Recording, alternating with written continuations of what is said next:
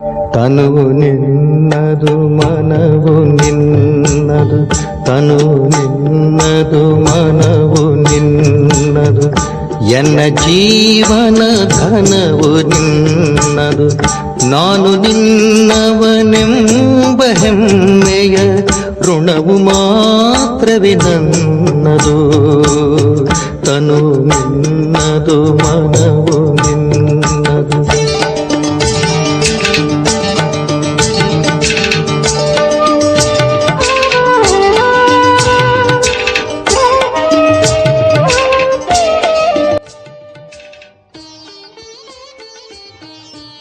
ಓಂ ಶಾಂತಿ. Good morning. Murli ದಿನಾಂಕ 11/2/2026. ಪ್ರಾತಃ ಮುರಳಿ ಶಿವತಂದೆ ನೆನಪಿದೆಯಾ? ಮಧುಬನ. ಮುರಳಿಯ ಸಾರ: ಮಧುರ ಮಕ್ಕಳೇ, ಎಲ್ಲರಿಗೆ ಇದೇ ಸಂದೇಶವನ್ನು ಕೊಡಿ. ತಂದೆಯ ಆಜ್ಞೆ ಆಗಿದೆ, ಈ ಪುರುಷೋತ್ತಮ ಸಂಗಮ ಯುಗದಲ್ಲಿ ಪವಿತ್ರರಾಗಿ, ಆಗ ಸತ್ಯುಗದ ಆಸ್ತಿಯು ಸಿಗುವುದು. ಇವತ್ತಿನ ಪ್ರಶ್ನೆಯಾಗಿದೆ, ಎಲ್ಲರಿಗೆ ಯಾವ ಸಸ್ತಾ ವ್ಯಾಪಾರವನ್ನು ತಿಳಿಸುತ್ತೀರಿ? ಬಾಬಾ ಉತ್ತರ ಕೊಡ್ತಾ ಇದ್ರೆ, ಈ ಅಂತಿಮ ಜನ್ಮದಲ್ಲಿ ತಂದೆಯ ಆದೇಶದಂತೆ ನಡೆದು ಪವಿತ್ರರಾಗಿ, ಇದರಿಂದ 21 ಜನ್ಮಗಳಿಗಾಗಿ ರಾಜ್ಯಭಾಗ್ಯವು ಸಿಗುವುದು. ಇದು ಬಹಳ ಸಸ್ತಾ ವ್ಯಾಪಾರವಾಗಿದೆ. ಈ ವ್ಯಾಪಾರ ಮಾಡೋದನ್ನೇ ನೀವು ಎಲ್ಲರಿಗೆ ತಿಳಿಸಿರಿ. ಈಗ ಶಿವತಂದೆಯನ್ನು ನೆನಪು ಮಾಡಿ ಪವಿತ್ರರಾಗಿ, ಆಗ ಪವಿತ್ರ ಪ್ರಪಂಚದ ಮಾಲೀಕರಾಗುವಿರಿ. ಓಂ ಶಾಂತಿ. ಆತ್ಮಿಕ ಮಕ್ಕಳಿಗೆ ತಿಳಿದಿದೆ, ಆತ್ಮಿಕ ತಂದೆಯು ತಿಳಿಸಿಕೊಡುತ್ತಾರೆ. ಪ್ರದರ್ಶನಿ ಅಥವಾ ಮೇಳಗಳಲ್ಲಿ ಶೋ ತೋರಿಸುತ್ತೀರಿ ಅಥವಾ ಚಿತ್ರಗಳ ಬಗ್ಗೆ ಮನುಷ್ಯರಿಗೆ ತಿಳಿಸುತ್ತೀರಿ. ತಂದೆಯಿಂದ ಈಗ ಬೇಹದ್ದಿನ ಆಸ್ತಿ ತೆಗೆದುಕೊಳ್ಳಬೇಕಾಗಿದೆ. ಯಾವ ಆಸ್ತಿ? ಮನುಷ್ಯರಿಂದ ದೇವತೆಗಳಾಗುವ ಅಥವಾ ಬೇಹದ್ದಿನ ತಂದೆಯಿಂದ ಅರ್ಧಕಲ್ಪಕ್ಕಾಗಿ ಸ್ವರ್ಗದ ರಾಜ್ಯಭಾಗ್ಯವನ್ನು ಹೇಗೆ ತೆಗೆದುಕೊಳ್ಳುವುದು, ಇದನ್ನು ತಿಳಿಸಬೇಕಾಗಿದೆ. ತಂದೆಯು ಸೌದಾಗರನಂತೂ ಆಗಿಯೇ ಇದ್ದಾರೆ. ಅವರೊಂದಿಗೆ ಈ ವ್ಯಾಪಾರ ಮಾಡಬೇಕಾಗಿದೆ. ಇದಂತೂ ಮನುಷ್ಯರಿಗೆ ತಿಳಿದಿದೆ. ದೇವಿ ದೇವತೆಗಳು ಪವಿತ್ರರಾಗುತ್ತಾರೆ. ಭಾರತದಲ್ಲಿ ಸತ್ಯುಗವಿದ್ದಾಗ ದೇವಿ ದೇವತೆಗಳು ಪವಿತ್ರರಾಗಿದ್ದರು. ಅವಶ್ಯವಾಗಿ ಅವರು ಸ್ವರ್ಗಕ್ಕಾಗಿ ಯಾವುದೋ ಪ್ರಾಪ್ತಿ ಮಾಡಿಕೊಂಡಿರಬೇಕು. ಸ್ವರ್ಗದ ಸ್ಥಾಪನೆ ಮಾಡುವ ತಂದೆ ವಿನಃ ಬೇರೆ ಯಾರೂ ಇದನ್ನು ಪ್ರಾಪ್ತಿ ಮಾಡಿಸಲು ಸಾಧ್ಯವಿಲ್ಲ. ಪತಿತ ಪಾವನ ತಂದೆಯೇ ಪಾವನರನ್ನಾಗಿ ಮಾಡಿ ಪಾವನ ಪ್ರಪಂಚದ ರಾಜ್ಯವನ್ನು ಕೊಡುವವರಾಗಿದ್ದಾರೆ. ಎಷ್ಟೊಂದು ಸಸ್ತಾ ವ್ಯಾಪಾರವನ್ನು ಕೊಡಿಸುತ್ತಾರೆ. ಕೇವಲ ತಿಳಿಸುತ್ತಾರೆ, ಮಕ್ಕಳೇ, ಇದು ನಿಮ್ಮ ಅಂತಿಮ ಜನ್ಮವಾಗಿದೆ. ನಾನು ಇಲ್ಲಿ ಇರುವವರಿಗೂ ನಾನು ಪವಿತ್ರರನ್ನಾಗಿ ಮಾಡಲು ಬಂದಿದ್ದೇನೆ. ನೀವು ಈ ಅಂತಿಮ ಜನ್ಮದಲ್ಲಿ ಪಾವನರಾಗುವ ಪುರುಷಾರ್ಥ ಮಾಡಿದ್ದೇ ಆದರೆ ಪಾವನ ಪ್ರಪಂಚದ ಆಸ್ತಿಯನ್ನು ತೆಗೆದುಕೊಳ್ಳುತ್ತೀರಿ. ಈ ವ್ಯಾಪಾರವು ಬಹಳ ಸಸ್ತ ಆಗಿದೆ. ಆದ್ದರಿಂದ ತಂದೆಗೆ ವಿಚಾರ ಬಂದಿತು, ಮಕ್ಕಳು ಈ ರೀತಿ ತಿಳಿಸಬೇಕು. ತಂದೆಯ ಆಜ್ಞೆ ಆಗಿದೆ, ಪವಿತ್ರರಾಗಿ. ಇದು ಪುರುಷೋತ್ತಮ ಸಂಗಮ ಯುಗವಾಗಿದೆ. ಈಗ ಪವಿತ್ರರಾಗಬೇಕಾಗಿದೆ. ಉತ್ತಮರಿಗಿಂತ ಉತ್ತಮ ಪುರುಷರು ದೇವತೆಗಳಾಗಿದ್ದಾರೆ. ಲಕ್ಷ್ಮೀನಾರಾಯಣನ ರಾಜ್ಯವು ನಡೆಯುತ್ತಲ್ಲವೇ? ಸ್ವರ್ಗದ ರಾಜ್ಯಭಾಗ್ಯವು ನಿಮಗೆ ತಂದೆಯಿಂದ ಆಸ್ತಿ ರೂಪದಲ್ಲಿ ಸಿಗುತ್ತದೆ. ಒಂದು ವೇಳೆ ತಂದೆಯ ಮತದಂತೆ ಈ ಅಂತಿಮ ಜನ್ಮದಲ್ಲಿ ಪವಿತ್ರರಾದಾಗ ಮಾತ್ರ. ಈ ಯುಕ್ತಿಯನ್ನು ತಿಳಿಸುತ್ತಾರೆ. ಯೋಗ ಬಲದಿಂದ ತಮ್ಮನ್ನು ಹೇಗೆ ತಮೋಪ್ರಧಾನರಿಂದ ಸತೋಪ್ರಧಾನನಾಗಿ ಮಾಡಿಕೊಳ್ಳುವುದು. ಮಕ್ಕಳು ಕಲ್ಯಾಣಕ್ಕಾಗಿ ಖರ್ಚಂತೂ ಮಾಡಲೇಬೇಕಾಗಿದೆ. ಖರ್ಚು ಮಾಡದೆ ರಾಜಧಾನಿಯ ಸ್ಥಾಪನೆ ಆಗಲು ಸಾಧ್ಯವಿಲ್ಲ. ಈಗ ಲಕ್ಷ್ಮೀನಾರಾಯಣ ರಾಜಧಾನಿಯು ಸ್ಥಾಪನೆಯಾಗುತ್ತಿದೆ ಅಂದ ಮೇಲೆ ಮಕ್ಕಳು ಖಂಡಿತ ಪವಿತ್ರರಾಗಬೇಕಾಗಿದೆ. ಮನ್ಸ ವಾಚ ಕರ್ಮಣ ಯಾವುದೇ ಉಲ್ಟಾ ಸುಲ್ಟಾ ಕೆಲಸ ಮಾಡಬಾರದು. ದೇವತೆಗಳಿಗೆ ಎಂದೂ ಯಾವುದೇ ಕೆಟ್ಟ ವಿಚಾರವೂ ಬರುವುದಿಲ್ಲ. ಬಾಯಿಂದ ಇಂಥ ಯಾವುದೇ ವಚನವೂ ಬರುವುದಿಲ್ಲ.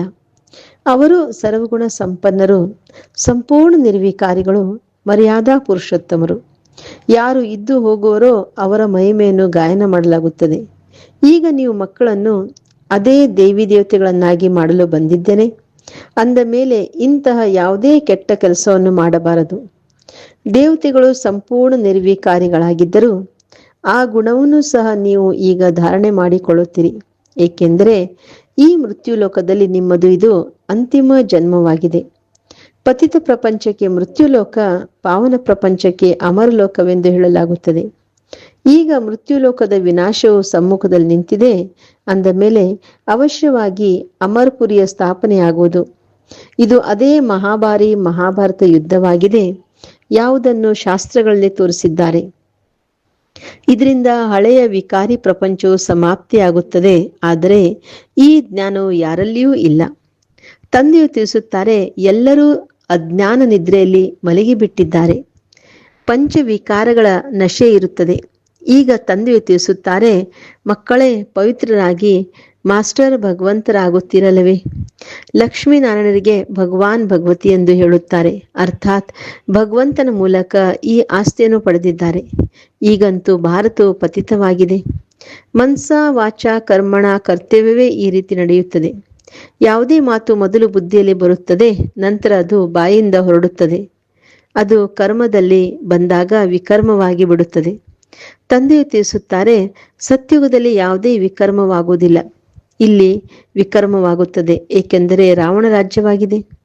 ಈಗ ತಂದೆಯು ತಿಳಿಸುತ್ತಾರೆ, ಮಕ್ಕಳೇ ಇನ್ನು ಸ್ವಲ್ಪವೇ ಆಯುಷ್ಯ ಉಳಿದಿದೆ. ಈಗಾದರೂ ಪವಿತ್ರರಾಗಿ ಪ್ರತಿಜ್ಞೆ ಮಾಡಬೇಕು. ಪವಿತ್ರರಾಗಿ ಮತ್ತು ನನ್ನೊಂದಿಗೆ ಬುದ್ಧಿಯೋಗ ನೀಡಲು ಬೇಕಾಗಿದೆ. ಇದರಿಂದ ನಿಮ್ಮ ಜನ್ಮ ಜನ್ಮಾಂತರ ಪಾಪಗಳು ಕಳೆಯುವು. ಆಗಲೇ ನೀವು 21 ಜನ್ಮಗಳಿಗಾಗಿ ಸ್ವರ್ಗದ ಮಾಲೀಕರಾಗುತ್ತೀರಿ. ತಂದೆಯು ಅವಕಾಶ ನೀಡುತ್ತಾರೆ. ಇವರಂತೂ ತಿಳಿಸುತ್ತಲೇ ಇರುತ್ತಾರೆ. ಇವರ ಮೂಲಕ ತಂದೆಯು ಈ ಆಸ್ತಿಯನ್ನು ಕೊಡುತ್ತಾರೆ. ಅವರು ಶಿವತಂದೆ, ಇವರು ದಾದಾ ಆಗಿದ್ದಾರೆ. ಆದ್ದರಿಂದ ಯಾವಾಗಲೂ ಬಾಪ್ ದಾದಾ ಎಂದೇ ಹೇಳುತ್ತಾರೆ. ಶಿವನು ತಂದೆ, ಬ್ರಹ್ಮನು ದಾದಾ ಆಗಿದ್ದಾರೆ. ತಂದೆ ಎಷ್ಟೊಂದು ವ್ಯಾಪಾರ ಮಾಡಿಸುತ್ತಾರೆ. ಮೃತ್ಯುಲೋಕದ ವಿನಾಶವು ಸಮ್ಮುಖದಲ್ಲಿ ನಿಂತಿದೆ. ಅಮರುಲೋಕದ ಸ್ಥಾಪನೆ ಆಗುತ್ತಿದೆ. ಭಾರತವಾಸಿಗಳ ಕಲ್ಯಾಣವಾಗಲಿ ಎಂದೇ ಪ್ರದರ್ಶನಿ ಮೇಳಗಳನ್ನು ಮಾಡಲಾಗುತ್ತದೆ. ತಂದೆಯೇ ಬಂದು ಭಾರತದಲ್ಲಿ ರಾಮರಾಜ್ಯವನ್ನು ಸ್ಥಾಪನೆ ಮಾಡುತ್ತಾರೆ. ರಾಮರಾಜ್ಯದಲ್ಲಿ ಅವಶ್ಯವಾಗಿ ಪವಿತ್ರರೇ ಇರುತ್ತಾರೆ. ತಂದೆಯು ತಿಳಿಸುತ್ತಾರೆ, ಮಕ್ಕಳೇ ಕಾಮ್ ಮಹಾಶತ್ರುವಾಗಿದೆ. ಈ ಪಂಚವಿಕಾರಗಳಿಗೆ ಮಾಯೆ ಎಂದು ಹೇಳಲಾಗುತ್ತದೆ. ಇದರ ಮೇಲೆ ಜಯಿಸಿದರೆ ನೀವು ಜಗಜ್ಜೀತರಾಗುವಿರಿ. ದೇವಿ ದೇವತೆಗಳು ಜಗಜ್ಜೀತರಾಗಿದ್ದಾರೆ. ಮತ್ತಾರೂ ಜಗಜ್ಜೀತರಾಗಲು ಸಾಧ್ಯವಿಲ್ಲ. ತಂದೆಯು ತಿಳಿಸಿದ್ದರು, ಕೃಷ್ಣರು ಒಂದು ವೇಳೆ ಪರಸ್ಪರ ಒಂದಾದರೆ ಇಡೀ ಸೃಷ್ಟಿಯ ಆಡಳಿತ ನಡೆಸಬಲ್ಲರು. ಆದರೆ ಅದು ನಿಯಮವಿಲ್ಲ. ಈ ಬಾಂಬುಗಳಿರೋದೇ ಹಳೆಯ ಪ್ರಪಂಚವನ್ನು ಸಮಾಪ್ತಿ ಮಾಡುವುದಕ್ಕಾಗಿ. ಕಲ್ಪ ಕಲ್ಪವು ಇದೇ ರೀತಿ ಹೊಸದರಿಂದ ಹಳೆಯದು, ಹಳೆಯದರಿಂದ ಹೊಸದಾಗುತ್ತದೆ. ಹೊಸ ಪ್ರಪಂಚದಲ್ಲಿ ಈಶ್ವರಿ ರಾಜ್ಯವಿರುತ್ತದೆ. ಅದಕ್ಕೆ ರಾಮರಾಜ್ಯವೆಂದು ಹೇಳಲಾಗುತ್ತದೆ. ಈಶ್ವರನನ್ನು ಅರಿತುಕೊಳ್ಳದೇ ಇರುವ ಕಾರಣ ಕೇವಲ ರಾಮ ರಾಮ ಎಂದು ಜಪಿಸುತ್ತಾರೆ. ನೀವು ಮಕ್ಕಳು ಈ ಮಾತುಗಳನ್ನು ತಮ್ಮಲ್ಲಿ ಧಾರಣೆ ಮಾಡಿಕೊಳ್ಳಬೇಕು. ಅವಶ್ಯವಾಗಿ ನಾವು 84 ಜನ್ಮಗಳಲ್ಲಿ ಸತೋಪ್ರಧಾನರಿಂದ ತಮೋಪ್ರಧಾನರಾಗಿದ್ದೇವೆ. ಈಗ ಮತ್ತೆ ಅವಶ್ಯವಾಗಿ ಸತೋಪ್ರಧಾನರಾಗಬೇಕಾಗಿದೆ. ಶಿವ ತಂದೆಯ ಆದೇಶವಾಗಿದೆ. ಈಗ ಅದರನುಸಾರ ನಡೆದಿದ್ದೇ ಆದರೆ 21 ಜನ್ಮಗಳಿಗಾಗಿ ಪವಿತ್ರ ಪ್ರಪಂಚದಲ್ಲಿ ಶ್ರೇಷ್ಠ ಪದವಿಯನ್ನು ಪಡೆಯುತ್ತೀರಿ. ಈಗ ನೀವು ಬೇಕೆಂದರೆ ಪುರುಷಾರ್ಥ ಮಾಡಬಹುದು, ಮಾಡದೇ ಇರಬಹುದು. ನೆನಪಿನಲ್ಲಿದ್ದು ಅನ್ಯರಿಗೆ ಮಾರ್ಗವನ್ನು ತಿಳಿಸಬಹುದು ಅಥವಾ ತಿಳಿಸದೇ ಇರಬಹುದು. ಎಲ್ಲವೂ ನಿಮ್ಮ ಮೇಲೆ ಆಧಾರಿತವಾಗಿದೆ. ಪ್ರದರ್ಶನಿಗಳ ಮೂಲಕ ಮಕ್ಕಳು ಅನೇಕರಿಗೆ ಮಾರ್ಗವನ್ನು ತಿಳಿಸುತ್ತಿದ್ದಾರೆ. ತಮ್ಮ ಕಲ್ಯಾಣವನ್ನು ಮಾಡಿಕೊಳ್ಳಬೇಕಾಗಿದೆ. ಈ ವ್ಯಾಪಾರವು ಬಹಳ ಸಸ್ತ ಆಗಿದೆ. ಕೇವಲ ಈ ಅಂತಿಮ ಜನ್ಮದಲ್ಲಿ ಪವಿತ್ರರಾಗಿರೋದ್ರಿಂದ, ಶಿವತಂದೆ ನೆನಪಿನಲ್ಲಿರುವುದರಿಂದ ನೀವು ತಮೋ ಪ್ರಧಾನರಿದ್ದವರು ಸತೋಪ್ರಧಾನರಾಗುತ್ತೀರಿ. ಎಷ್ಟು ಸಸ್ತಾ ವ್ಯಾಪಾರವಾಗಿದೆ. ಇದರಿಂದ ಜೀವನವೇ ಬದಲಾಗುತ್ತದೆ. ಹೀಗೀಗೆ ವಿಚಾರ ಮಾಡಬೇಕು. ತಂದೆಯ ಬಳಿ ಸಮಾಚಾರಗಳು ಬರುತ್ತವೆ. ಶ್ರೀರಕ್ಷೆಯನ್ನು ಕಟ್ಟಲು ಹೋದಾಗ ಕೆಲವರು ಹೇಳಿದರು, ಈ ಸಮಯವು ತಮೋ ಪ್ರಧಾನ ಪ್ರಪಂಚವಾಗಿದೆ. ಅಂದ ಮೇಲೆ ಇಲ್ಲಿ ಪವಿತ್ರರಾಗಿರೋದು ಅಸಂಭವವಾಗಿದೆ ಎಂದು. ಪಾಪ, ಅವರಿಗೆ ಈಗ ಸಂಗಮಯುಗವಾಗಿದೆ ಎಂಬುದು ಗೊತ್ತಿಲ್ಲ. ತಂದೆಯೇ ಪವಿತ್ರನಾಗಿ ಮಾಡುತ್ತಾರೆ. ಇವರಿಂದ ಪರಮಪಿತ ಪರಮಾತ್ಮನೇ ಸಹಯೋಗಿಯಾಗಿದ್ದಾರೆ ಎಂಬುದು ಅವರಿಗೆ ಗೊತ್ತೇ ಇಲ್ಲ. ಪವಿತ್ರರಾದರೆ ಪವಿತ್ರ ಪ್ರಪಂಚದ ಮಾಲೀಕರಾಗಬಹುದು. ಇಲ್ಲಿನ ಪದವಿಯು ಬಹಳ ಭಾರಿಯಾಗಿದೆ ಎಂಬುದನ್ನು ತಿಳಿದುಕೊಂಡಿಲ್ಲ. ತಂದೆಯು ತಿಳಿಸುತ್ತಾರೆ, ಈ ಮಾಯಾರೂಪಿ ಪಂಚವಿಕಾರಗಳ ಮೇಲೆ ಜಯ ಗಳಿಸಿದರೆ ನೀವು ಜಗಜ್ಜೀತರಾಗುವಿರಿ. ಅಂದ ಮೇಲೆ ಏಕ ಪವಿತ್ರರಾಗುವುದಿಲ್ಲ. ಇದು ಫಸ್ಟ್ ಕ್ಲಾಸ್ ವ್ಯಾಪಾರವಾಗಿದೆ. ತಂದೆಯು ತಿಳಿಸುತ್ತಾರೆ, ಮಕ್ಕಳೇ, ಕಾಮ್ ಮಹಾಶತ್ರುವಾಗಿದೆ. ಇದನ್ನು ಜಯಿಸುವುದರಿಂದ ನೀವು ಪವಿತ್ರರಾಗುವಿರಿ. ಮಾಯಾಜೀತರೇ ಜಗಜ್ಜೀತರು. ಬಾಬಾ ತಿಳಿಸ್ಕೊಡ್ತಾ ಇದ್ರೆ, ಈಗ ಯಾರು ಮಾಯ ಮೇಲೆ ವಿಜಯ ಗಳಿಸ್ತಾರೆ ಅವರು ಭವಿಷ್ಯದಲ್ಲಿ ಜಗತ್ತಿನ ವಿಜಯಶಾಲಿಗಳಾಗ್ತಾರೆ ಅಂತ. ಇದು ಯೋಗ ಬಲದಿಂದ ಮಾಯೆಯನ್ನು ಗೆಲ್ಲುವ ಮಾತಾಗಿದೆ. ಪರಂಪಿತ ಪರಮಾತ್ಮನ ಬಂದು ಆತ್ಮಗಳಿಗೆ ತಿಳಿಸುತ್ತಾರೆ, ಮಕ್ಕಳೇ, ನನ್ನನ್ನು ನೆನಪು ಮಾಡಿದರೆ ನಿಮ್ಮಲ್ಲಿರುವ ತುಕ್ಕು ಬಿಟ್ಟು ಹೋಗುವುದು. ನೀವು ಸತೋಪ್ರಧಾನ ಪ್ರಪಂಚದ ಮಾಲೀಕರಾಗುತ್ತೀರಿ. ತಂದೆಯು ಸಂಗಮದಲ್ಲಿಯೇ ಆಸ್ತಿಯನ್ನು ಕೊಡುತ್ತಾರೆ. ಎಲ್ಲರಿಗಿಂತ ಉತ್ತಮ ಪುರುಷರು ಈ ಲಕ್ಷ್ಮೀನಾರಾಯಣರಾಗಿದ್ದಾರೆ. ಇವರಿಗೆ ಮರ್ಯಾದಾ ಪುರುಷೋತ್ತಮ ದೇವಿ ದೇವತಾ ಧರ್ಮದವರೆಂದು ಹೇಳಲಾಗುತ್ತದೆ. ಮಕ್ಕಳಿಗೆ ಬಹಳ ಚೆನ್ನಾಗಿ ತಿಳಿಸಲಾಗುತ್ತದೆ. ಆದರೆ ಕೆಲವೊಮ್ಮೆ ಈ ಅಂಶಗಳು ಮರೆತು ಹೋಗುತ್ತವೆ. ನಂತರ ಭಾಷಣದಲ್ಲಿ ಈ ಮಾತುಗಳನ್ನು ತಿಳಿಸಲಿಲ್ಲವೆಂದು ವಿಚಾರ ಬರುತ್ತವೆ. ತಿಳಿಸುವ ಮಾತುಗಳಂತೂ ಬಹಳಷ್ಟಿವೆ. ವಕೀಲರು ಸಹ ಕೆಲವು ಮಾತುಗಳನ್ನು ಮರೆತು ಹೋಗುತ್ತಾರೆ. ನಂತರದ ನೆನಪು ಬಂದಾಗ ಗೊಂದಲವಾಗುತ್ತದೆ. ವೈದ್ಯರದು ಸಹ ಇದೇ ರೀತಿಯಾಗಿದೆ. ಈ ಕಾಯಿಲೆಗಾಗಿ ಈ ಔಷಧಿಯು ಸರಿಯಾಗಿದೆ ಎಂದು ನಂತರದಲ್ಲಿ ವಿಚಾರ ಬರುತ್ತದೆ. ಹಾಗೆ ಇಲ್ಲಿಯೂ ಸಹ ಅನೇಕ ಮಾತುಗಳಿವೆ. ತಂದೆಯು ತಿಳಿಸುತ್ತಾರೆ, ಇಂದು ನಿಮಗೆ ಗುಹ್ಯವಾದ ವಿಚಾರಗಳನ್ನು ತಿಳಿಸುತ್ತೇನೆ. ಆದರೆ ತಿಳಿದುಕೊಳ್ಳುವವರೆಲ್ಲರೂ ಪತಿತರಾಗಿದ್ದಾರೆ. ಹೇ ಪತಿತ ಪಾವನ ಎಂದು ಹೇಳುತ್ತಾರೆ. ಮತ್ತೆ ಯಾರಿಗಾದರೂ ಪತಿತರೆಂದು ಹೇಳಿದ್ದೇ ಆದರೆ ಕೋಪಿಸಿಕೊಳ್ಳುತ್ತಾರೆ. ಈಶ್ವರ ಮುಂದೆ, ಹೇ ಪತಿತ ಪಾವನ, ಬಂದು ನಮ್ಮನ್ನು ಪಾವನ ಮಾಡಿ ಎಂದು ಸತ್ಯವನ್ನು ಹೇಳುತ್ತಾರೆ. ಈಶ್ವರನನ್ನು ಮರೆತು ಹೋದರೆ ಮತ್ತೆ ಸುಳ್ಳು ಹೇಳಿಬಿಡುತ್ತಾರೆ. ಆದ್ದರಿಂದ ಬಹಳ ಯುಕ್ತಿಯಿಂದ ತಿಳಿಸಬೇಕಾಗಿದೆ. ಹಾವು ಸಾಯಬೇಕು, ಕೋಲು ಮುರಿಯಬಾರದು. ತಂದೆಯು ತಿಳಿಸುತ್ತಾರೆ, ಇಲಿಯಿಂದ ಗುಣವನ್ನು ಕಲಿಯಿರಿ. ಹೇಗೆ ಇಲಿಯು ಬಹಳ ಯುಕ್ತಿಯಿಂದ ಕಚ್ಚುತ್ತದೆ, ಅದರಿಂದ ರಕ್ತವು ಹೊರಬಂದರೂ ಸಹ ಅದು ಗೊತ್ತೇ ಆಗೋದಿಲ್ಲ. ಅದೇ ರೀತಿ ಮಕ್ಕಳ ಬುದ್ಧಿಯಲ್ಲಿ ಎಲ್ಲಾ ಮಾತುಗಳು ನೆನಪಿರಬೇಕು. ಯೋಗದಲ್ಲಿರುವವರಿಗೆ ಸಮಯದಲ್ಲಿ ಸಹಯೋಗ ಸಿಗುತ್ತದೆ. ಕೇಳುವರು ತಿಳಿಸುವುದಕ್ಕಿಂತಲೂ ಹೆಚ್ಚು ತಂದೆಗೆ ಪ್ರಿಯರಾಗಲೂಬಹುದು. ಆದ್ದರಿಂದ ಸ್ವಯಂ ತಂದೆಯೇ ಕುಳಿತು ತಿಳಿಸುತ್ತಾರೆ ಅಂದಾಗ ಈ ರೀತಿ ತಿಳಿಸಬೇಕು. ಅವರಿಗೆ ಪವಿತ್ರರಾಗುವುದು ಬಹಳ ಒಳ್ಳೆಯದು ಎಂಬುದು ಅರ್ಥವಾಗಬೇಕು. ಇದೊಂದು ಜನ್ಮ ಪವಿತ್ರರಾಗಿದ್ದರೆ ನಾವು 21 ಜನ್ಮಗಳು ಪವಿತ್ರ ಪ್ರಪಂಚದ ಮಾಲೀಕರಾಗುತ್ತೇವೆ. ಭಗವಾನ್ ವಾಚ, ಈ ಅಂತಿಮ ಜನ್ಮ ಪವಿತ್ರರಾಗಿ ಆಗ ನಾನು ಗ್ಯಾರಂಟಿ ಕೊಡುತ್ತೇನೆ. ಡ್ರಾಮಾ ಪ್ಲಾನ್ ಅನುಸಾರ ನೀವು 21 ಜನ್ಮಗಳಿಗಾಗಿ ಆಸ್ತಿಯನ್ನು ಪಡೆಯುತ್ತೀರಿ. ನಾವು ಕಲ್ಪವೂ ಈ ಆಸ್ತಿಯನ್ನು ಪಡೆಯುತ್ತಾ ಇರುತ್ತೇವೆ. ಸರ್ವಿಸಿನ ಉತ್ಸಾಹವಿರುವರು ನಾವು ಹೋಗಿ ತಿಳಿಸಬೇಕೆಂದು ತಿಳಿದುಕೊಳ್ಳುತ್ತಾರೆ. ಸರ್ವಿಸ್ಗಾಗಿ ಓಡುತ್ತಿರಬೇಕು. ತಂದೆಯಂತೂ ಜ್ಞಾನಸಾಗರನಾಗಿದ್ದಾರೆ. ಅವರು ಎಷ್ಟೊಂದು ಜ್ಞಾನದ ಮಳೆಯನ್ನು ಸುರಿಸುತ್ತಾರೆ. ಯಾರ ಆತ್ಮವು ಪವಿತ್ರವಾಗಿದೆಯೋ ಅವರಿಗೆ ಧಾರಣೆಯೂ ಸಹ ಆಗುತ್ತದೆ. ತಮ್ಮ ಹೆಸರನ್ನು ಪ್ರಸಿದ್ಧಿ ಮಾಡಿ ತೋರಿಸುತ್ತಾರೆ. ಪ್ರದರ್ಶಿನಿ ಮೇಳಗಳಿಂದ ಯಾರು ಹೇಗೆ ಸರ್ವಿಸ್ ಮಾಡುತ್ತಾರೆ ಎಂಬುದು ಅರ್ಥವಾಗುತ್ತದೆ. ಶಿಕ್ಷಕಿ ಸೋದರಿಯರು ಹೋಗಿ ನೋಡಬೇಕು ಯಾರು ಹೇಗೆ ತಿಳಿಸುತ್ತಾರೆ ಎಂದು. ಹೆಚ್ಚಿನದಾಗಿ ಲಕ್ಷ್ಮೀನಾರಾಯಣರ ಹಾಗೂ ಏಣಿ ಚಿತ್ರದ ಬಗ್ಗೆ ತಿಳಿಸುವುದು ಒಳ್ಳೆಯದಾಗಿದೆ. ಯೋಗ ಬಲದಿಂದ ಮತ್ತೆ ಈ ಲಕ್ಷ್ಮೀನಾರಾಯಣರಾಗುತ್ತೇವೆ. ಲಕ್ಷ್ಮೀನಾರಾಯಣರೇ ಕೊನೆಯಲ್ಲಿ ಆದಿದೇವ ಆದಿದೇವಿಯಾಗುತ್ತಾರೆ. ಚತುರ್ಭುಜದಲ್ಲಿ ಲಕ್ಷ್ಮೀನಾರಾಯಣರು ಇಬ್ಬರೂ ಬಂದು ಬಿಡುತ್ತಾರೆ. 2 ಭುಜ ಲಕ್ಷ್ಮಿಯದು, 2 ಭುಜ ನಾರಾಯಣದು. ಇದು ಸಹ ಭಾರತವಾಸಿಗಳಿಗೆ ಗೊತ್ತಿದೆ. ಮಹಾಲಕ್ಷ್ಮಿಗೆ 4 ಭುಜಗಳಿವೆ. ಇದರ ಅರ್ಥವೇನೆಂದರೆ ಅವರು ದಂಪತಿಗಳಾಗಿದ್ದಾರೆ. ವಿಷ್ಣುವೆಂದರೆ ಚತುರ್ಭುಜ ಇರುವವರು. ಪ್ರದರ್ಶಿನಿಯಲ್ಲಂತೂ ಪ್ರತಿನಿತ್ಯವೂ ತಿಳಿಸಲಾಗುತ್ತದೆ. ರಥವನ್ನು ತೋರಿಸಿದ್ದಾರೆ. ಅರ್ಜುನನು ರಥದಲ್ಲಿ ಕುಳಿತಿದ್ದನು. ಕೃಷ್ಣನು ರಥವನ್ನು ನಡೆಸುವ ಸಾರಥಿಯಾಗಿದೆ ಎಂದು ಹೇಳುತ್ತಾರೆ. ಇವೆಲ್ಲವೂ ಕಥೆಗಳಾಗಿವೆ. ಇಲ್ಲಿ ಇವು ಜ್ಞಾನದ ಮಾತುಗಳಾಗಿವೆ. ಜ್ಞಾನಾಮೃತ ಕಳಸವನ್ನು ಲಕ್ಷ್ಮಿಯ ತಲೆ ಮೇಲೆ ಇಟ್ಟಿದ್ದಾರೆ ಎಂದು ತೋರಿಸುತ್ತಾರೆ. ವಾಸ್ತವದಲ್ಲಿ ಕಳಶವನ್ನು ಜಗದಂಬೆ ಮೇಲೆ ಇಡಲಾಗಿದೆ. ಇವರೇ ನಂತರ ಲಕ್ಷ್ಮಿಯಾಗುತ್ತಾರೆ. ಇದನ್ನು ಸಹ ತಿಳಿಸಬೇಕಾಗಿದೆ. ಸತ್ಯುಗದಲ್ಲಿ ಒಂದು ಧರ್ಮ, ಒಂದು ಮತದ ಮನುಷ್ಯರಿರುತ್ತಾರೆ. ದೇವತೆಗಳದು ಒಂದು ಮತವಾಗಿದೆ. ದೇವತೆಗಳಿಗೆ ಶ್ರೀ ಎಂದು ಹೇಳಲಾಗುತ್ತದೆ, ಮತ್ಯಾರಿಗೂ ಶ್ರೀ ಎಂದು ಹೇಳುವುದಿಲ್ಲ. ಅಂದಾಗ ತಂದೆಗೆ ಈ ವಿಚಾರ ನಡೆಯುತ್ತಿತ್ತು. ತಿಳಿಸುವುದಕ್ಕೆ ಕೆಲವೇ ಶಬ್ದಗಳಿರಬೇಕು. ಈ ಅಂತಿಮ ಜನ್ಮದಲ್ಲಿ ಪಂಚವಿಕಾರಗಳನ್ನು ಗೆಲ್ಲುವುದರಿಂದ ನೀವು ರಾವಣ ರಾಜ್ಯದ ರಾಮರಾಜ್ಯದ ಮಾಲೀಕರಾಗುತ್ತೀರಿ. ಇದು ಸಸ್ತಾ ವ್ಯಾಪಾರವಾಗಿದೆ. ತಂದೆಯು ಬಂದು ಅವಿನಾಶಿ ಜ್ಞಾನರತ್ನಗಳ ದಾನವನ್ನು ಕೊಡುತ್ತಾರೆ. ತಂದೆಯು ಜ್ಞಾನಸಾಗರನಾಗಿದ್ದಾರೆ. ಅವರೇ ಜ್ಞಾನರತ್ನಗಳನ್ನು ಕೊಡುತ್ತಾರೆ. ಇಂದ್ರ ಸಭೆಯಲ್ಲಿ ಕೆಲವರು ಮಾಣಿಕ್ಯ, ಮುತ್ತು, ನೀಲಮಣಿ ಎಲ್ಲರೂ ಇದ್ದಾರೆ. ಎಲ್ಲರೂ ಸಹಯೋಗ ನೀಡುವವರೇ. ಹೇಗೆ ವಜ್ರಗಳಲ್ಲಿ ಭಿನ್ನ ಭಿನ್ನ ಪ್ರಕಾರದವರು ಇರುತ್ತವೆ ಅಲ್ಲವೇ? ಆದ್ದರಿಂದ ನವರತ್ನಗಳನ್ನು ತೋರಿಸಿದ್ದಾರೆ. ಇದಂತೂ ಅವಶ್ಯವಾಗಿ ಯಾರು ಚೆನ್ನಾಗಿ ಓದುವರೋ ಅವರು ಪದವಿಯನ್ನು ಪಡೆಯುತ್ತಾರೆ. ನಂಬರ್ ವಾರಂತೂ ಇದೆ ಅಲ್ಲವೇ? ಪುರುಷಾರ್ಥ ಮಾಡುವವರು ಸಮಯವೇ ಇದಾಗಿದೆ. ಇದನ್ನಂತೂ ಮಕ್ಕಳು ತಿಳಿದುಕೊಂಡಿದ್ದೀರಿ. ನಾವು ತಂದೆಯ ಮಾಲೆಯ ಮಣಿಯಾಗುತ್ತೇವೆ. ಎಷ್ಟು ಶಿವ ತಂದೆಯನ್ನು ನೆನಪು ಮಾಡುತ್ತೇವೆಯೋ ಅಷ್ಟು ನಾವು ಹೇಗೆ ನೆನಪಿನ ಯಾತ್ರೆಯಲ್ಲಿ ಸ್ಪರ್ಧೆ ಮಾಡುತ್ತೇವೆ. ಇದರಿಂದ ಪಾಪಗಳು ಬೇಗನೆ ವಿನಾಶವಾಗುತ್ತವೆ. ಈ ವಿದ್ಯೆಯು ಬಹಳ ದೊಡ್ಡದಾಗಿಲ್ಲ. ಕೇವಲ ಪವಿತ್ರರಾಗಿರಬೇಕಾಗಿದೆ. ದೈವಿ ಗುಣಗಳನ್ನು ಧಾರಣೆ ಮಾಡಿಕೊಳ್ಳಬೇಕಾಗಿದೆ.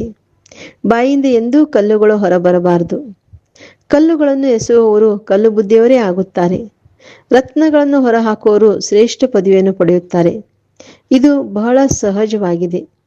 ಜಿಜ್ಞಾಸುಗಳಿಗೆ ತಿಳಿಸಿ ಪತಿತ ಪಾವನ ಸರ್ವರ ಮುಕ್ತಿ ಜೀವನ್ಮುಕ್ತಿ ದಾತ ಪರಂಪಿತ ಪರಮಾತ್ಮ ಶಿವನು ಹೇಳುತ್ತಾರೆ, ಹೇ ಭಾರತವಾಸಿ ಆತ್ಮಿಕ ಮಕ್ಕಳೇ, ರಾವಣ ರಾಜ್ಯ ಮೃತ್ಯು ಲೋಕದ ಈ ಕಲಿಯುಗಿ ಅಂತಿಮ ಜನ್ಮದಲ್ಲಿ ಪವಿತ್ರರಾಗಿ ಇರುವುದರಿಂದ ಮತ್ತು ಪರಂಪಿತ ಪರಮಾತ್ಮ ಶಿವನ ಜೊತೆ ಬುದ್ಧಿಯೋಗ ಬಲದ ಯಾತ್ರೆಯಿಂದ ತಮೋಪ್ರಧಾನ ಆತ್ಮರು ಸತೋಪ್ರಧಾನ ಆತ್ಮರಾಗಿ ಸತೋಪ್ರಧಾನ ಸತ್ಯುಗಿ ವಿಶ್ವದಲ್ಲಿ ಸುಖ ಶಾಂತಿ ಪವಿತ್ರತೆ ಸಂಪತ್ತಿನಿಂದ ಸಂಪನ್ನರಾಗಿ ಮರ್ಯಾದಾ ಪುರುಷೋತ್ತಮ ದೈವಿ ಸ್ವರಾಜ್ಯ ಪದವಿಯನ್ನು ಪುನಃ ಪಡೆಯುತ್ತೀರಿ. 5,000 ವರ್ಷಗಳ ಹಿಂದಿನ ತರಹ. ಆದರೆ ಮುಂಬರಲಿರುವ ಮಹಾಭಾರಿ ವಿನಾಶಕ್ಕೆ ಮೊದಲೇ ತಂದೆಯು ನಮಗೆ ಆಸ್ತಿಯನ್ನು ಕೊಡುತ್ತಾರೆ, ವಿದ್ಯೆಯನ್ನು ಓದಿಸುತ್ತಾರೆ. ಎಷ್ಟು ಓದುವಿರೋ ಅಷ್ಟು ಪದವಿಯನ್ನು ಪಡೆಯುವಿರಿ. ಜೊತೆಯಲ್ಲಂತೂ ಕರೆದುಕೊಂಡೇ ಹೋಗುತ್ತಾರೆ. ಅಂದ ಮೇಲೆ ನಮಗೆ ಈ ಹಳೆಯ ಶರೀರದ ಹಾಗೂ ಹಳೆಯ ಪ್ರಪಂಚದ ವಿಚಾರವೇಕೆ ಇರಬೇಕು? ನಿಮ್ಮದು ಹಳೆಯ ಪ್ರಪಂಚವನ್ನು ಬಿಡುವ ಸಮಯವಾಗಿದೆ. ಇಂತಿಂಥ ಮಾತುಗಳು ಬುದ್ಧಿಯಲ್ಲಿ ಮಂಥನ ನಡೆಯುತ್ತಿದ್ದರೂ ಬಹಳ ಒಳ್ಳೆಯದು. ಮುಂದೆ ಹೋದಂತೆ ಪುರುಷಾರ್ಥ ಮಾಡುತ್ತಾ ಮಾಡುತ್ತಾ ಸಮಯ ಬರತೊಡಗುವುದು. ಆ ಸಮಯದಲ್ಲಿ ಗುಟ್ಟುಗೊರಿಸುವುದಿಲ್ಲ. ಪ್ರಪಂಚವೂ ಸಹ ಇನ್ನು ಸ್ವಲ್ಪವೇ ಸಮಯ ಉಳಿಯುವುದು ಎಂಬುದನ್ನು ನೋಡುತ್ತೀರಿ. ಅಂದ ಮೇಲೆ ಬುದ್ಧಿಯೋಗವನ್ನು ನೀಡಬೇಕು. ಸರ್ವಿಸ್ ಮಾಡುವುದರಿಂದ ಸಹಯೋಗವೂ ಸಿಗುವುದು. ಅನ್ಯರಿಗೆ ಎಷ್ಟು ಸುಖದ ಮಾರ್ಗವನ್ನು ತಿಳಿಸುತ್ತೀರೋ ಅಷ್ಟು ಖುಷಿ ಇರುವುದು. ಪುರುಷಾರ್ಥವೂ ನಡೆಯುತ್ತದೆ, ಅದೃಷ್ಟವೂ ಕಾಣಿಸುತ್ತದೆ. ತಂದೆಯಂತೂ ಪುರುಷಾರ್ಥವನ್ನು ಕಲಿಸುತ್ತಾರೆ. ಕೆಲವರು ಅದರಲ್ಲಿ ತೊಡಗಿಸುತ್ತಾರೆ, ಕೆಲವರು ತೊಡಗೋದಿಲ್ಲ. ನಿಮಗೆ ತಿಳಿದಿದೆ, ಕೋಟ್ಯಾಧಿಪತಿಗಳು ಪದ್ಮಾಪತಿಮಗಳೆಲ್ಲರೂ ಸಹ ಸಮಾಪ್ತಿಯಾಗಿ ಬಿಡುತ್ತಾರೆ. ಒಳ್ಳೆಯದು. ಮಧುರಾತಿ ಮಧುರ ಅಗಲಿ ಹೋಗಿ ಮರಳಿ ಸಿಕ್ಕಿರುವ ಮಕ್ಕಳ ಪ್ರತಿ ಮಾತ್ಪಿತಾ ಬಾಪ್ತಾದರವರ ನೆನಪು ಪ್ರೀತಿ ಹಾಗೂ ಸುಪ್ರಭಾತ. ಆತ್ಮಿಕ ಮಕ್ಕಳಿಗೆ ಆತ್ಮಿಕ ತಂದೆ ನಮಸ್ತೆ. ಆತ್ಮಿಕ ತಂದೆಗೆ ಆತ್ಮಿಕ ಮಕ್ಕಳ ನೆನಪು ಪ್ರೀತಿ ಹಾಗೂ ನಮಸ್ತೆ ನಮಸ್ತೆ ನಮಸ್ತೆ. ಧಾರಣೆಗಾಗಿ ಮುಖ್ಯ ಸಾರ. ಫಸ್ಟ್ ಪಾಯಿಂಟ್, ಶ್ರೇಷ್ಠ ಪದವಿಯನ್ನು ಪಡೆಯುವುದಕ್ಕಾಗಿ ಬಾಯಿಂದ ಸದಾ ರತ್ನಗಳೇ ಹೊರಬರಬೇಕಾಗಿದೆ, ಕಲ್ಲುಗಳಲ್ಲ. ಮನ್ಸ ವಾಚ ಕರ್ಮಣ ಮರ್ಯಾದಾ ಪುರುಷೋತ್ತಮರನ್ನಾಗಿ ಮಾಡುವಂತಹ ಕರ್ಮವನ್ನೇ ಮಾಡಬೇಕಾಗಿದೆ. ಸೆಕೆಂಡ್ ಪಾಯಿಂಟ್, ಈ ಅಂತಿಮ ಜನ್ಮದಲ್ಲಿ ಪವಿತ್ರರಾಗುವ ಪ್ರತಿಜ್ಞೆ ಮಾಡಬೇಕಾಗಿದೆ. ಪವಿತ್ರರಾಗುವ ಯುಕ್ತಿಯನ್ನೇ ಎಲ್ಲರಿಗೆ ತಿಳಿಸಬೇಕಾಗಿದೆ. ಇವತ್ತಿನ ವರದಾನ ಎವರಡಿ ಆಗಿದ್ದು ಪ್ರತಿಯೊಂದು ಪರಿಸ್ಥಿತಿ ಎಂಬ ಪರೀಕ್ಷೆಯಲ್ಲಿ ಸಂಪೂರ್ಣವಾಗಿ ಉತ್ತೀರ್ಣರಾಗುವಂತಹ ಎವರ್ ಹ್ಯಾಪಿ ಭವ. ಯಾರು ಎವರಡಿ ಆಗಿರುತ್ತಾರೆಯೋ ಅವರ ಪ್ರತ್ಯಕ್ಷ ಸ್ವರೂಪವು ಎವರ್ ಹ್ಯಾಪಿ ಆಗಿರುತ್ತದೆ. ಯಾವುದೇ ಪರಿಸ್ಥಿತಿ ಎಂಬ ಪರೀಕ್ಷೆ ಅಥವಾ ಪ್ರಾಕೃತಿಕ ಆಪತ್ತುಗಳ ಮೂಲಕ ಬಂದಿರುವಂತಹ ಪರೀಕ್ಷೆ ಅಥವಾ ಯಾವುದೇ ದೈಹಿಕ ಕರ್ಮಭೋಗದ ಪರೀಕ್ಷೆಯೇ ಬರಲಿ, ಇವೆಲ್ಲ ಪ್ರಕಾರದ ಪರೀಕ್ಷೆಗಳಲ್ಲಿ ಸಂಪೂರ್ಣವಾಗಿ ಉತ್ತೀರ್ಣರಾಗುವವರೇ ಎವರಡಿ ಎಂದು ಹೇಳುತ್ತೇವೆ. ಹೇಗೆ ಸಮಯವು ಯಾರಿಗಾಗಿಯೂ ನಿಲ್ಲುವುದಿಲ್ಲ, ಹಾಗೆಯೇ ಎಂದಿಗೂ ಯಾವುದೇ ಅಡಚಣೆಗಳು ನಿಲ್ಲಿಸಲು ಸಾಧ್ಯವಾಗಬಾರದು. 1 ಸೆಕೆಂಡಿನಲ್ಲಿ ಮಾಯೆಯ ಸೂಕ್ಷ್ಮ ಅಥವಾ ಸ್ಥೂಲ ವಿಘ್ನಗಳು ಸಮಾಪ್ತಿಯಾಗಿ ಬಿಡಬೇಕು. ಹೀಗಾಗಾದಲೇ ಎವರ್ ಹ್ಯಾಪಿ ಆಗಿರಲು ಸಾಧ್ಯ. ಇವತ್ತಿನ ಸ್ಲೋಗನ್ ಆಗಿದೆ, ಸಮಯದಲ್ಲಿ ಸರ್ವಶಕ್ತಿಗಳನ್ನು ಕಾರ್ಯದಲ್ಲಿ ಉಪಯೋಗಿಸುವುದು ಅರ್ಥಾತ್ ಮಾಸ್ಟರ್ ಸರ್ವಶಕ್ತಿವಂತನೂ ಆಗೋದಾಗಿದೆ. ಇವತ್ತಿನ ವ್ಯಕ್ತ ಸೂಚನೆ, ಏಕತೆ ಮತ್ತು ವಿಶ್ವಾಸದ ಗುಣಲಕ್ಷಣಗಳ ಮೂಲಕ ಸಫಲತಾ ಸಂಪನ್ನರಾಗಿರಿ. ಏಕತೆಗೆ 2 ಆದಾಯವಿದೆ, ಒಂದು ವಿಶ್ವಾಸ, ಇನ್ನೊಂದು ಪ್ರೀತಿ. ಎಂದೂ ಒಬ್ಬರನ್ನೊಬ್ಬರಲ್ಲಿ ವಿಶ್ವಾಸ ಕಡಿಮೆ ಇರಬಾರದು. ಒಬ್ಬರು ಹೇಳಿದರು, ಇನ್ನೊಬ್ಬರು ಒಪ್ಪಿದರು. ಏಕತೆಯ ಸೂತ್ರದಲ್ಲಿ ಪೋಣಿಸೋದಕ್ಕೆ ಇದೇ ವಿಧಿಯಾಗಿದೆ. ಹೃದಯದ ಪರಸ್ಪರ ಪ್ರೀತಿಯು ಹತ್ತಿರ ತರುತ್ತದೆ. ಹೇಗೆ ತಂದೆಯೊಂದಿಗೆ ಎಲ್ಲರದ್ದು ಸ್ನೇಹವಿದೆ, ಹಾಗೆ ಪರಿವಾರದೊಂದಿಗೂ ಹೃದಯದ ಸತ್ಯ ಸ್ನೇಹವಿರಲಿ. ಇದಕ್ಕೆ ಸ್ವಮಾನದಲ್ಲಿದ್ದು ಎಲ್ಲರಿಗೆ ಸನ್ಮಾನ ಕೊಡಿ. Okay. Om Shanti. Have a nice day. Take care.